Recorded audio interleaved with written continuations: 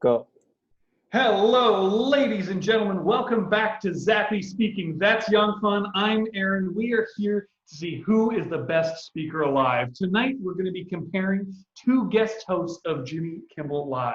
The first, Iliza Shleshinger. The second, Whitney Cummings. We're going to see who is the stronger speaker based on the COD method. We'll be serving up a tasty fillet of fish for each speaker that's broken down into the content, the organization, and the delivery, also known COD. I'm very excited to see what happens. We'll see who's the better speaker, the stronger speaker, and the more engaging speaker as they both discuss cancel culture. All right, Young Fun, take it away. Let's start the first video. Okay, I cannot wait. So let me switch this window and bring out our first speaker, Iliza. So I'll play 30 seconds of the clip here. Let's go for it. And those thoughts are now coming back to cancel us. What most of us didn't realize was that by posting every one of our thoughts on a whim, we were permanently linking our names to ideas that should have been taken as seriously as bathroom graffiti. And with everyone being so connected and compounded by the fact that we're all stuck at home and angry, when something happens, there's peer pressure to comment on it right away. We're expected to have these fully formed, omniscient, bulletproof, unassailable hot takes on every topic in real time at all times that will stand the test of time. Okay, so that is the video. What do you think, Aaron? I think it's good. I like the directness with which he engages with us, but I don't want to say too much. I think we should probably just let's save some thoughts for later, and then we can compare after. Okay, so next one we'll go to Whitney. So she's the other guest host in Jimmy Kimmel this week. Let's see what she has to say. Anyway, I feel like the real reason they picked me to do this tonight is because I'm the only comedian who hasn't been canceled yet, which is very weird because I probably should have been a long time ago. I've said some very crazy things, but they were all on Comedy Central, so no one can find them. If you want to cancel me, you literally have to buy a VCR on Craigslist. So Godspeed. Okay, so that's our second speaker, Whitney. She has a really sassy attitude, I would say. She said, well, I know I say a lot of crazy stuff that would have get me canceled, but because I was in a less famous platform, so therefore, I don't really care. You can find my content, but it's hard. So do whatever you want. I'm going to say whatever I want for this evening. So then she go on until her show. So I like her attitude here. Yeah, I mean, I feel like it's kind of the job of late night hosts to be sassy to an extent. So it's part of what they do. They've got to be funny. One of the key differences, like looking at the content. So I'll go in order of the fish of the cod. Looking at the content of the two. So Iliza Shleshinger, much more serious content. Like, of course, it's still based in comedy. These are late night hosts. I don't know how far they get if they just want serious all the time. If they did want to, they could go into the news, I guess. But Iliza Shleshinger, much more serious, much more focused on a single topic, whereas Whitney Cummings, like you say, is a lot more kind of flippant. It's like, I was on Comedy Central, who cares? You can't find it. It's all you gotta get a VCR, right? So it's interesting to see that difference in seriousness. And that's one key difference in the content. The challenge is if we're too unserious, if we're too silly or whatever word you want to use, we can lose focus on it. And you see that in between the two different opening monologues, Iliza Shleshinger is really focused on the idea of cancel culture, whereas Whitney Cummings is kind of all over the place. Personally, I like a more focused thing. That's a personal preference. However, and just because it's a bit more, it has more structure, you can do more callbacks, you can see more ideas that are repeated, but that doesn't mean it's always better. And just as a side note, I like that closing line of Iliza Shleshinger, the bulletproof ideas all the time. She says the word time a lot in the sentence. I've already forgotten it. Excuse me. But I think the content's really well done. What are your thoughts on the content? Yeah, I would like to continue on your quote there from Iliza. So the original word she says is the bulletproof hot takes on every topics in real time at all times that will stand the test of time. So she used time 3 times to create this nice repetition. So it rhymes, it kind of go into your mind. And it's not just a very smart wordplay. This sentence have very deep meaning, which I would say is the whole key argument, or I would say a thesis argument for all Iliza's talk in the cancel culture. The challenge or the different time we're living in right now is that it's so convenient to get information. And then in this COVID time, we are locked in. So therefore, we are always ready to respond with such huge anger, don't know from where, maybe from locked in. So we need to tweet stuff, I'm angry, I'm tweeting. But when you act on an emotion, as a writer, I can say that each good sentence take a good craft to make rhyme and flow. And I'm sure that hot take on every topic in real time, at all time, they will stand the test time. They take probably a couple writers a good hour to craft that out. Maybe, maybe not. But at least I know it takes a lot of effort. So therefore, if you twist stuff on the fly, it will likely be embarrassment down the road. So that's where, the cancel culture could be, people angry at the spot. But a lot of time we think about when we're angry, it's actually not that big a deal. So that sentence, I really love it, and she delivered really, really well to go to this essence of cancel culture. And that's a great example of what I would call, like in a speech, a foundational phrase. Of course, these are different than speeches, but foundational phrases, so something that underlies the key points of a presentation. And if this was more like a speech, which it isn't, it's more about the monologue, it's more about entertainment. If it was more about being like a speech, she would repeat a phrase or part of that phrase multiple times to develop that as almost the, like I say, the foundational phrase. But that's not the goal of what they're doing, so they don't do it. It makes sense.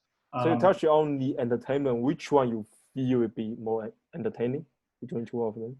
The one that's directed more at entertainment is Whitney Cummings. Hers is, to me, is very obviously directed more at getting a laugh. Getting a laugh is the primary goal. Whereas with Iliza Shleshinger, she's trying to get her point across as her primary goal. The laugh is, I'd say, like close second. It's just a different priority, which is interesting. Okay. To move through the cod, to move to the next part of the fish, the organization of the two, I think inherently because Iliza Shleshinger is more focused on a single point, it's gonna have to be better organized because she's getting to one idea and hammering on it. So in that sense, she, by virtue of being focused on a single point, is better organized. That's not to say that Whitney Cummings is poorly organized. She has wonderful transitions and she moves between the ideas very smoothly, which is a huge part of organization. However, I just think that focus on a single point from Iliza Shleshinger it's going to make it a better presentation in terms of organization in my opinion. I see your point. So because my background is the ocean, I'm going to take the first dip of the call today, if you're okay with it. I'm going for fishing.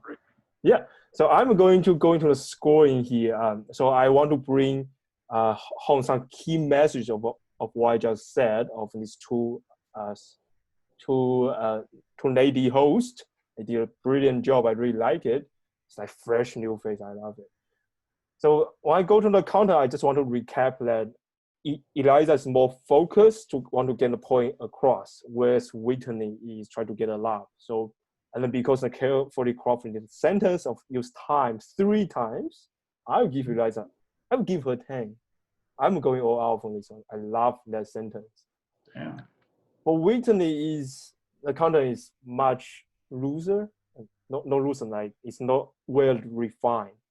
So in that department, you probably get 7.5. We'll be getting.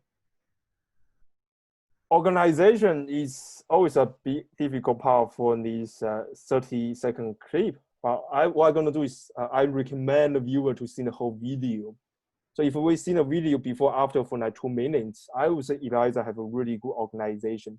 So she used a really nice repetition transition to next big point she's making about taking a pause, think through before tweeting or writing stuff and post it on the internet angry. So I like that organization. So in here, I will give 8.5 to Iliza. Whitney is just a single out delivery, almost a bit randomly touch on the cancel culture. I guess she has strong feelings. She wants to touch on that, which is okay. But overall, the whole video per se is not really a key structure in there. So I will give her probably say 6.5 in that regard, like throwing joke. Delivery, I would say I like Whitney's delivery.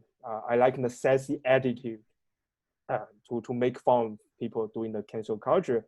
I like that. So that's the winning department for me. Therefore, in here, I'll give Whitney 8.5. Iliza's delivery is very her. It's very Iliza. It's like any other shows she has been on. She could change a bit from this really important point. For example, slow down a bit, especially when we deliver the big sentence of times, she says really fast in her own way. But what if you slow down a bit? Take a pause, make it more dramatic. Could that be better? I think it may be. My opinion. So based on my opinion, I'll give her 6.5 in the delivery. How about you, Aaron? Okay. Content. So you gave a perfect 10. That's a bold statement. See, it's hard for me to give that perfect 10 for anyone because when I look at like an example of a perfect 10 for me in terms of content would be Joe Smith's TEDx on how to use a paper towel. So if anyone's interested, it's a great video. But I would give her pretty high for, I would give Iliza Shleshinger pretty high for content as well. I would give her an 8.5. 8.5, you said? Well, to give some context, what I think is missing there is that repeated idea throughout the presentation. So something that comes back is recurring and ties everything together and makes it feel like no matter what's being said, it always has the same message. So I think she does stay really focused. That's 8.5. I think that's probably the highest I've ever done for content. For Whitney Cummings, the content's good. I'm going to give it a 7. 6. I'm going to give it a 6. There's nothing like, no problem with it. It's just not inspired, which is fine. That's fine. In terms of the organization, I agree with Yang Fan here. When we have a single unified point, it's easier to organize. So it's almost unfair to rank one as better than the other because one is focused on a single topic and is designed to be, the other one isn't. And therefore the organization is tough to compare. But in terms of organization, 8 for Iliza Shleshinger, 7 for Whitney Cummings. I'm trying to balance out the virtues of the different types and the fact that they're focused on different things. Delivery is where it gets interesting because I want to mention something that I don't see nearly enough late night hosts use, and these two both used it, but they both have their challenges with it. Hand gestures. So Iliza Shleshinger, great hand gestures when she impersonates something else, which you didn't see in our clip, but she impersonates a lot of things. She often really gets her hands involved. Like at one point, she starts looking up at the sky and shaking her hands. And this was in a 30-second clip, I don't think. But she uses her hands really effectively. The challenge is she always comes back to this. Her hands always come together, and I don't know how tight she's holding, but it looks like she's holding her hands pretty tight. And that makes us look stressed out. It closes up our body language. It makes us look more stressed out, I find.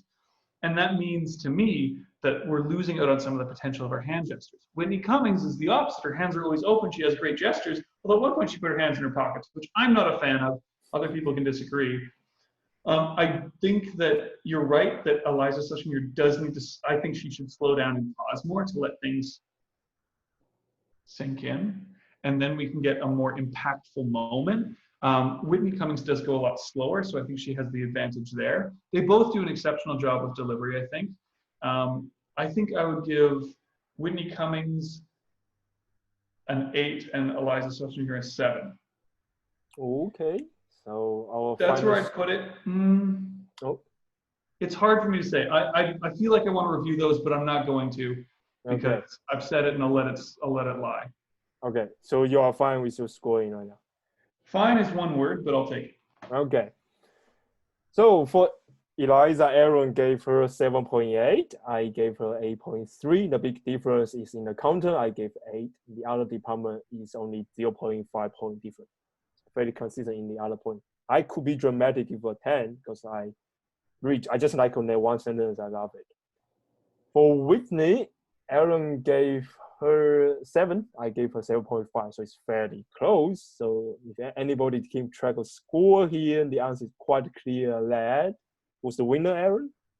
Iliza Shleshinger? Yes. So her final point is 8.08, while Whitney's 7.25. So there's a quite big difference, almost 1 point difference.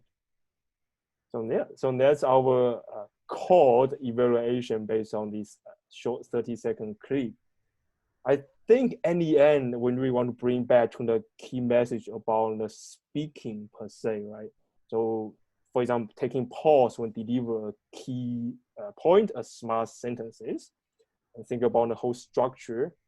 And then, yeah, just a nuance take here in addition is about this cancel culture. I think we all can benefit from slowing down a little. Every once in a while, slow down, smell a rose. You might find yourself in a different mindset. Yeah. Okay. And I suppose the other benefit of slowing down is those tweets don't tend to disappear. You've got time to review them. Even if they delete them, they're saved somewhere. In terms of our speaking, we need to slow down as well, though, I think. So I think both of them spoke fairly quickly. And if they paused more, I'm guessing it's partially because they're used to audiences who will laugh and give them an indication of how long to pause for. I'm used to it too. I've been flying through my speaking, doing all this stuff online. It's driving me nuts. But I think that it's something that is really worth adapting to, is learning how long to pause innately, knowing how long we need to, but it's really hard. And I think it's something that probably, I mean, I think we were discussing Seth Meyers at one point, that Seth Meyers is going way faster. He always spoke fast. He was going way faster online than he was before. So I think everyone needs to slow down, both in the way that they set fire to tweets and cancel people, but also in the way that we deliver things, because our delivery needs to be given time to sink in for people. Yeah, I agree. So I hope all the viewers out there taking this key message home and put it into practice.